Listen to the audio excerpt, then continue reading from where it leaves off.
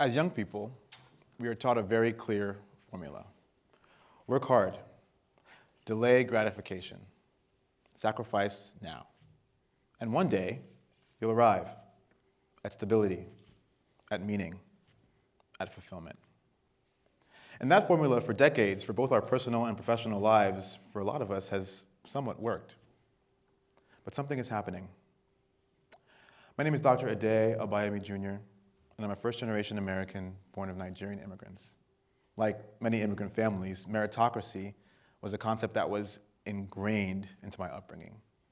The truth is, of course, I'm grateful for the life lessons, the pep talks, the sacrifices my family made to help me secure my future. And my successes have brought them nothing but joy. I'm 36 years old, and I'm a practicing physician and surgeon. And despite having occasionally long and emotionally exhausting days, there are times when I really tend to extract a lot of intense emotional satisfaction from my job. The tears flowing down a mother's face after seeing her newborn baby born with a cleft lip give her a new and fresh smile. The joy of a cancer patient after having a potentially disfiguring surgery when he sees his reconstruction for the first time. Even the bliss of a wonderful woman's face after a little liposuction and a mini neck lift. These moments all leave me incredibly proud of my many years of training and practice. But other days, I have a very different outlook. On other days, I talk to residents, associates, analysts, junior surgeons, some of the most capable, disciplined people in the world. And they're asking me a question that they feel guilty even thinking. Why don't I feel fulfilled? Why does success feel so unsatisfying? Am I lazy?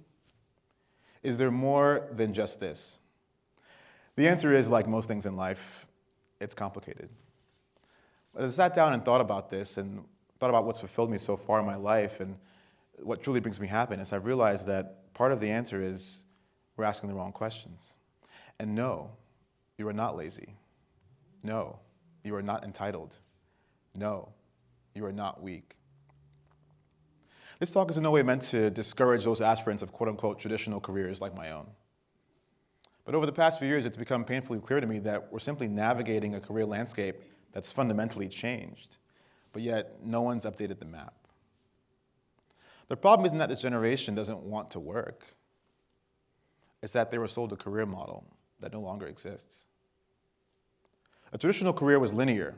You trained, you joined, you climbed, you stayed. But today's careers are dynamic. They're portfolio-based. They're nonlinear. They're constantly exposed to technology, economic shifts, and changing ideals about what life should be like. And yet, we're still judging ourselves by the old rules. As you can see, this is how the evolution of man has come full circle. What do you notice here? We're clearly living in the most advanced technological age that ever was. I like this slide because it shows that while in some ways we've advanced leaps and bounds as mankind, in other ways we've limited ourselves to one dimension in a multidimensional reality as we transition from dawn to dusk. And we're not just imagining dissatisfaction, the data confirms it. The great attrition, or great resignation, or great reshuffling, refers to the sustained period of high employee turnover, peaking in 2022 following the COVID-19 pandemic. If you recall, this time was ridden with uncertainty and fear. I certainly felt it, going to work, having nurses sobbing in my office for fearful of giving their kids COVID versus getting fired from their jobs. During this time, over 47 million Americans quit their jobs. Lockdowns led to workers to reevaluate their priorities, with many deciding that long commutes, inflexible hours, and toxic environments were just no longer acceptable. Rather than a temporary reaction, this phenomenon evolved into a long-standing reshaping of the American workforce, driven by a profound reevaluation of workplace culture, compensation, and work-life balance. And this phenomenon persisted long beyond the perils of the pandemic. A study on the Great Attrition by McKinsey found that today, 40% of employees said they're likely to leave their job in the next 3 to 6 months, 64% of whom are leaving without another job in hand.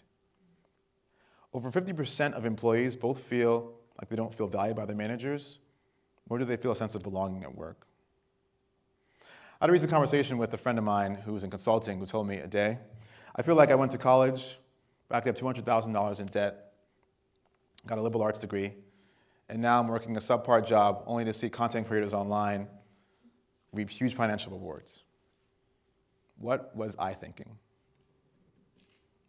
Many people today say that technological innovations like AI are doing to quote-unquote white-collar professionals what there was done in blue-collar professionals back in the 20th century. But you know what we did? We adapted. We were forced to change, forced to shift our priorities. In those moments of globalization and technological revolution forced us to reconsider how the very fabric of our society approached productivity and livelihood. And you know what? Folks back then probably thought their kids were lazy too. While 20th century careers stress linearity and titles, our generation isn't loyal to any of that. We want our autonomy. We're attracted to skill and nonlinear career paths. The Instagram influencer, the fashion creative, the podcast host. These professionals have managed to commoditize new skills that have become increasingly relevant in our daily lives, now consumed with rapid innovation, social media, and artificial intelligence. Our parents' generation may know them as not professionals, but you know what? The internet's top content creators grossed $75 million last year. And I'm guessing a W-2 salary didn't get them there.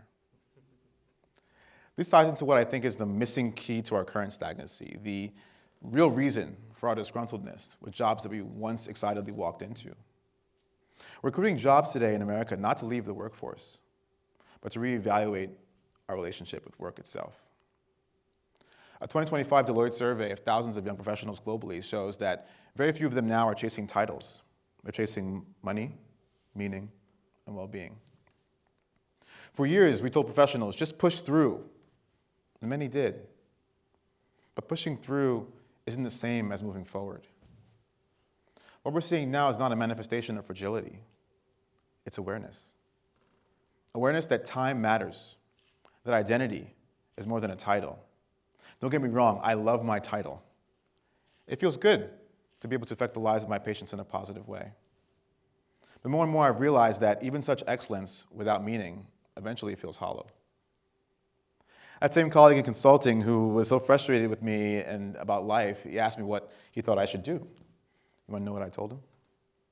I looked him deeply in his eyes, grabbed him by the shoulders, and said, snap out of it. But in all seriousness, I told him something I tell myself often these days. I asked him to keep it real. I told him to remember the little things in life that gave him joy instead of the big things.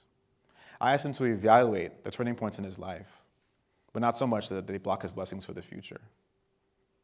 I told him to acknowledge his failures, as more often than not, they pave a path to success.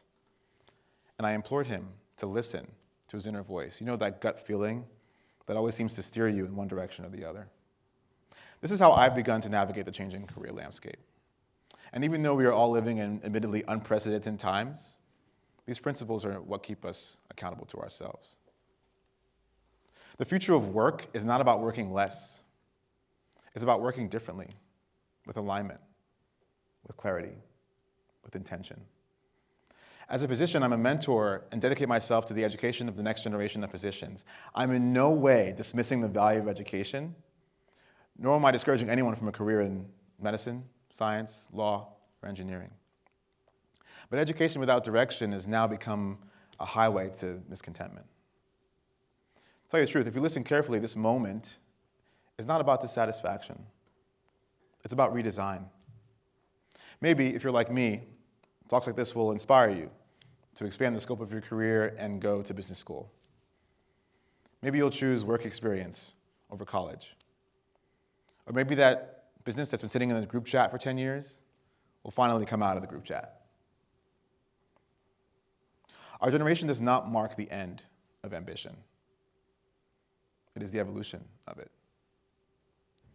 And maybe, if we're lucky, if we get this right, we won't just reduce burnout. We won't just improve retention. We'll build long-lasting careers that are not only successful, but deeply, durably meaningful. And that is work worth doing. Thank you.